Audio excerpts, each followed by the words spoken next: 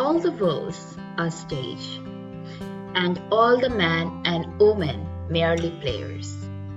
They have their exits and their entrances.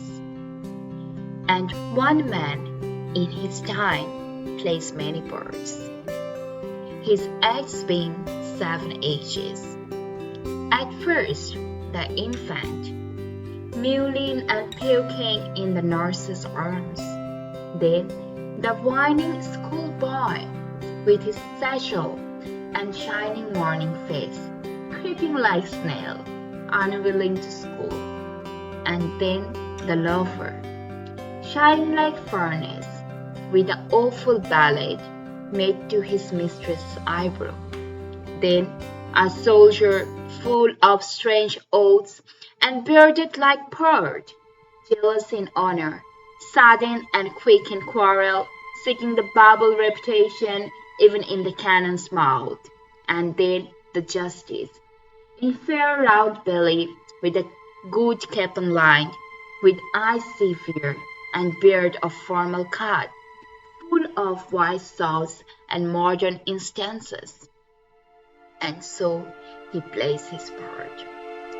The sixth age shakes into the lean and slippered pantaloon, with spectacles on nose and pouch on side. His youthful horse, well saved, a world too wide for his strong shank and his big manly voice. Turning again to a childish treble, pipes and whistles in his sound. Last scene awful that ends this strange eventful history is second childishness and mere of the wind. Son's teeth, son's eyes, son's taste, son's everything.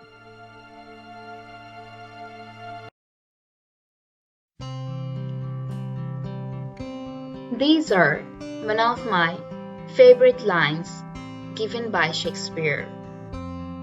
When I sit alone, I always remember these lines, and I can feel the essence of each line stated by Shakespeare very deeply. You may wonder who I am. I am Elizabeth Lavon Herney, the daughter of David Patrick Herney and Lily Juliet Herney. I have two amazing siblings. They are Christina Margaret Herney and Gordon Richard Herney. And they are each connected to one of my nerves. When I fall, they fall too, but they always got my back. The beginning of my adventure is here. There were many happy and unhappy moments. There were many ups and downs in my family. But we all made it together. I still vividly remember the day when my father fell ill and spent the next 2 years in bed.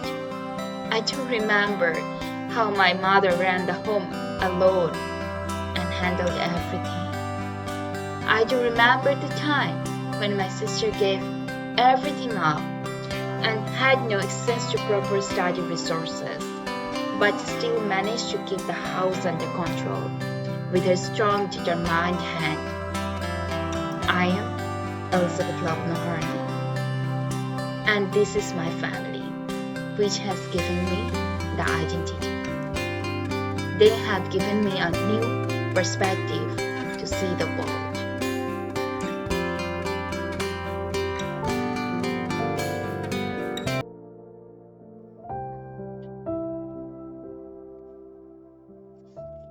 Can you identify any connections between the Shakespearean lines?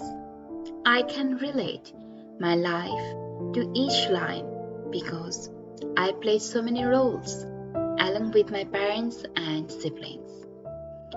My courageous, strong parents are aging, and so we're. We're standing here after fighting for the justice and survival. There were many moments which were hard, but we overcame. You might be wondering why I am bringing up all of these things today. I'm doing it to tell you the tale of a dreadful girl who made a vow to pave the way for creating opportunities for the survival of the other people. Don't you want to know who raised her and supported her in becoming a scholar?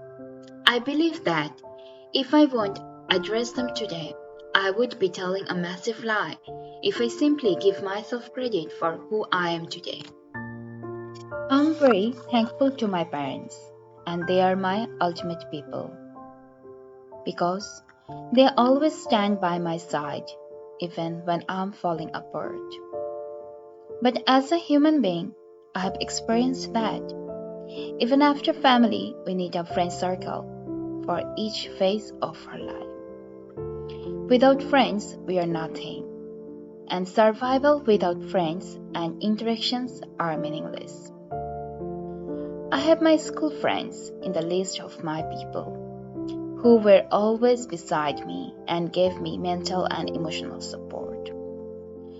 Because of my friends, I was actively involved in socializing, organizing programs, and performing in cultural activities, and many more. Life is full of fun and colorful when we meet some good friends and people in life and really enjoy time with them. It seems like if the time could be held forever when you keep talking to your friends. It is fun to have ice cream together, puchka together, and it's fun to have tea together, walk together, fight together. My school friends are the best buddies of my life, with whom I still have a very good connection.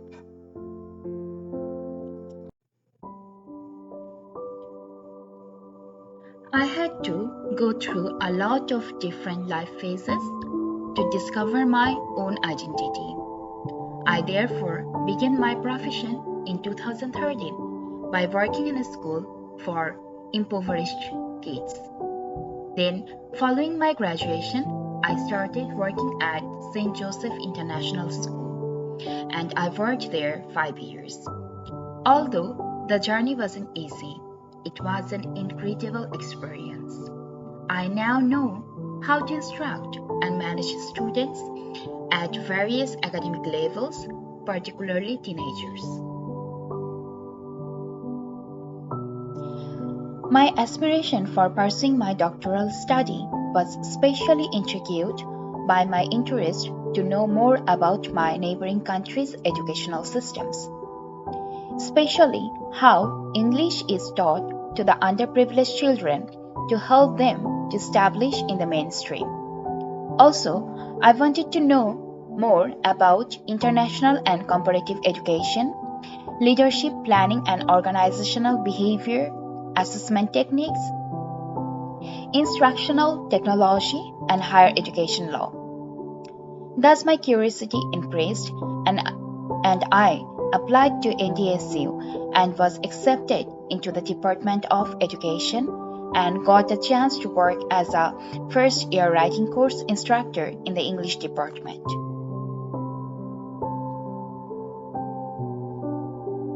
The word scholar conjures up images of respect and accountability in me. I consider it to be my duty to support people's efforts to become more literate in all spheres of life in my local community. People need to be literate on all levels today.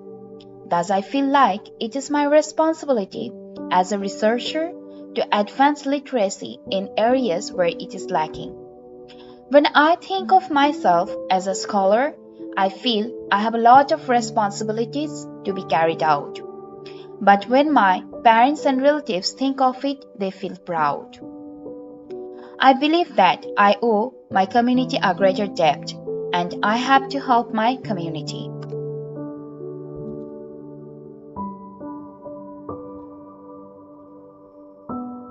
I am highly motivated by Dr. Holly Hessel. She is a professor of the English department. After doing an academic stalking on her, I learned about her research, contributions, and achievements. In an interview, I questioned her on how she managed to publish numerous books, academic articles, and manage her family. She mentioned that I have a family, so I had to set a time in such a way so that I could do all my works. She also emphasized that discipline is crucial. So, as a scholar, I think it is crucial to have discipline and perseverance to be successful in life.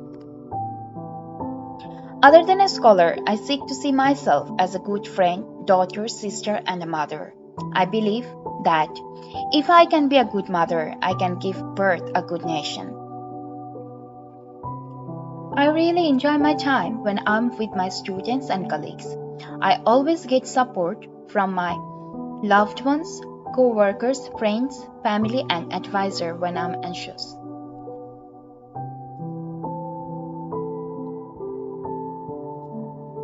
But I have a few demands from EDP to become more successful. The first demand is to increase the department's financial resources. Second, there should be more research projects available, more discussion on conference and employment chances. As I am in EDP, I feel like that my duties for this EDP include contributing fresh perspectives and identifying issues and potential solutions, and building up a community with my colleagues. Pictures are just a method to remind us of our strength and beauty. I have a ton of old photos with my family, co-workers, and I discovered that I have always taken a path that helped me to develop my identity as a teacher. All of my images from 2013 to 2022 are based on my teaching, which symbolizes my identity and propelled me toward becoming a member of the scholars community. Thank you, everyone.